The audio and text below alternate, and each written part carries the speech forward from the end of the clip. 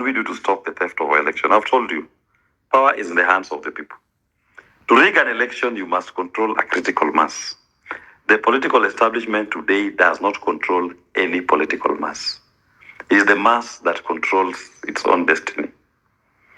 When the election will be called, earlier or in 2027, there will be no politician who will control the political mass and even have an opportunity to manipulate that vote if the people are speaking on one voice, in one voice.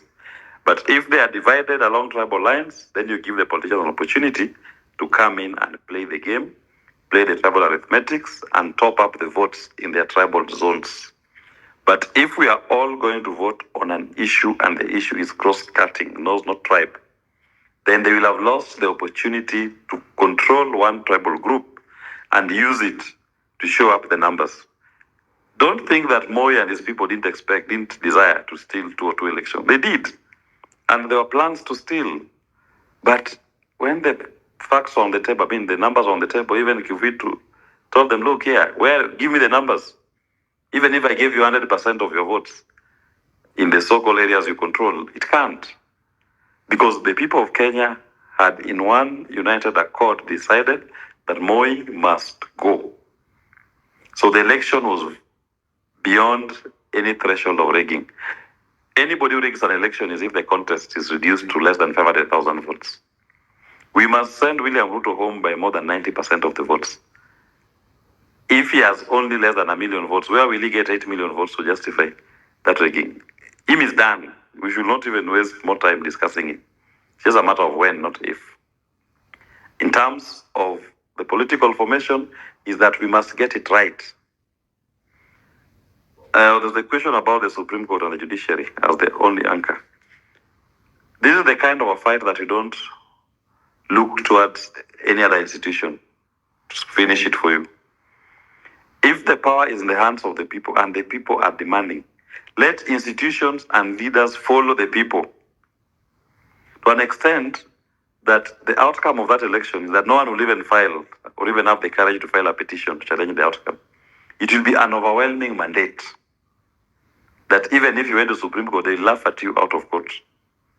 They will not dare overturn the will of the people if the numbers are expressed in such a huge and fervent manner that they will not do anything but to uphold the wish of the people. Are our votes safe? And I tie it with the chest thumping. I was talking to someone who told me he's an expert in psychiatry. And he told me that understand what is happening to William Ruto. He's feeling the pressure. He's responding to the pressure of the people. The chest thumping by the Sudis, the Kimani Chungwas, the Farah Malims, coming right after the international debacle in Ghana, where he was allegedly ignored. This is just a politician.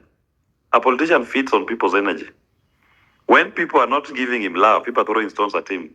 Probably thought if he went to Ghana, he was going to get some energy, some sense of I'm a leader, I'm accepted. He didn't get it. So taking him to Rift Valley was part of trying to pump him, give him some sense that the people love you and we can speak the way we are speaking, speak Kifua, just to boost his ego. You've seen even Raila in his days when he had issues at the national level. He will go to Kibra, Kamukunji, short notice, just so that he can get that at least people are still listening to me. So don't pay too much attention to the talk by Oscar Sudis and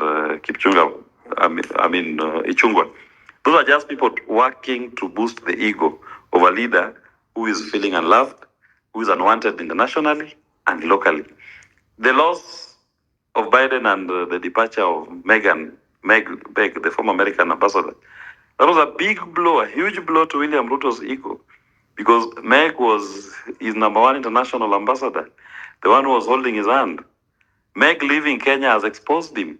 He's not sure, he's unsure what is going to happen with the Trump administration. What position will they take? He has lost his largest lobby internationally. He goes to Ghana and is isolated. The man's ego is now in tatters. And it's not being helped when he comes to Kenya and he finds the people advocating more and more. Then he goes into his own administration government and he's seeing the empty coffers.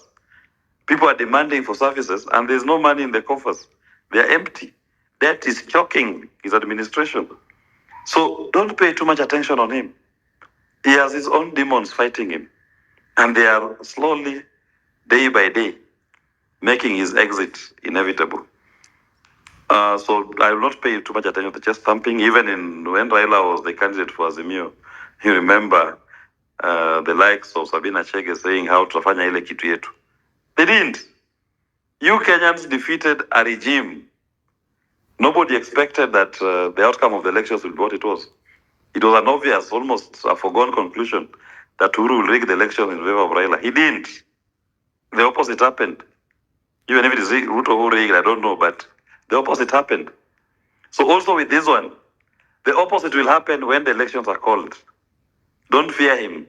For as long as the people remain and focused, eyes on the ball, that he must go and the new administration should be one that feeds to the needs of the people. The question of having IBC by May, NATO I think has handled it very well. Elections must be held. The long stop date is 27th of August. Ruto has no power to postpone elections in this country. Even parliament cannot postpone elections in this country. If you want to postpone elections and delay that election date, you must go back to the people of Kenya in a referendum and have the people amend the constitution to change that date. If for nothing, on the 27th of August 2027, the long stop date, Ruto ceases to be president, with or without elections. That is another conversation that we can have. But he cannot say that since we don't have elections, I'm still the president. His mandate ends on the 27th of August 2027. What are the legal consequences of not following the constitution? That is where we are today.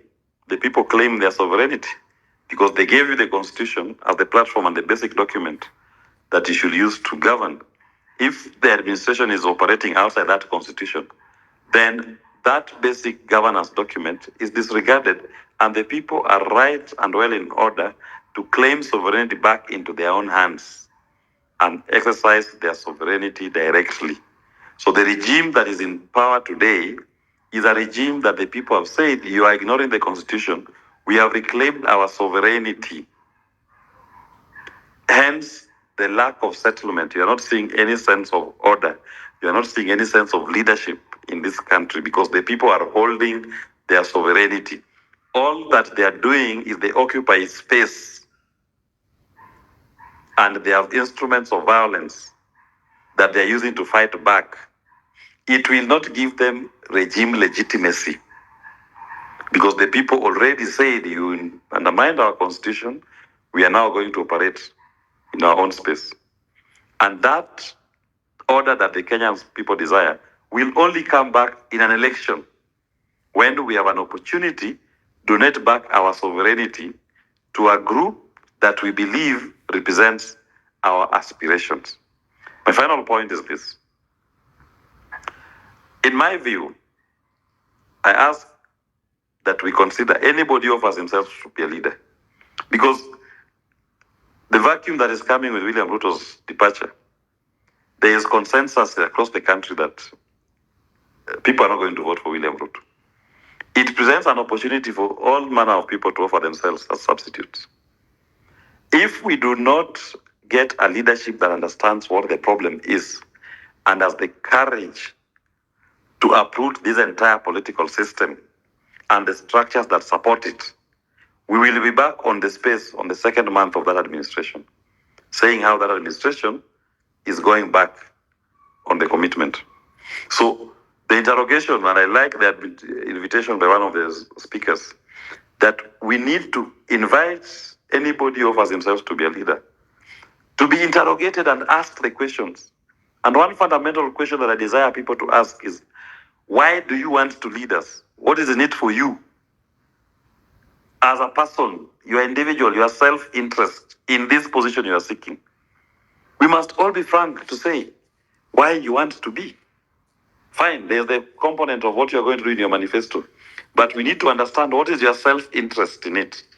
What is it about you? When Matiang'i, for example, comes and says, I want to be the president, beyond just having been a CS interior and you have your questions you'll be asked about your term, what is the self-interest that you want to achieve in that position? If that question is not asked and answered, then you'll end up having Rutoism without Ruto. Because that person will still be captured by the same system. The people who want to be elected, are they able to go and overhaul the entire treasury? And I disagree with my brother Omtata when he says split treasury from the budget making process. It's the same. You can split the institutions, but the structures, the culture is the same. You can have different departments handling different issues, but it will be the same. You need to overhaul the entire system. Remove it. It's about uprooting it. These are revolution. This is liberation. You are not going to liberate yourself using the same structures if they still remain as they were before. Even the Supreme Court, that's a political court. You cannot subjugate your sovereignty to 7 people that, fine, we voted, it's been rigged, we pray the Supreme Court will uphold our will. In a revolution, no. When it is a liberation, it should be such that even the Supreme Court will follow you, not you following the Supreme Court. And the Supreme Court judges, justices, they're also human. They don't go to heaven in the evening. They live here. This movement should be such that even the justice of the Supreme Court will be on the streets demonstrating with you and demanding accountability, demanding for good governance, demanding for economic liberation, following the people, not that we've done our part, we leave it to you. We must make it that even if a case is being heard, it is so obvious that it's just for formality and to rubber stamp as a final link of approval, the wish of the people. And the previous incidents when we've had petitions, it's been politicians contesting.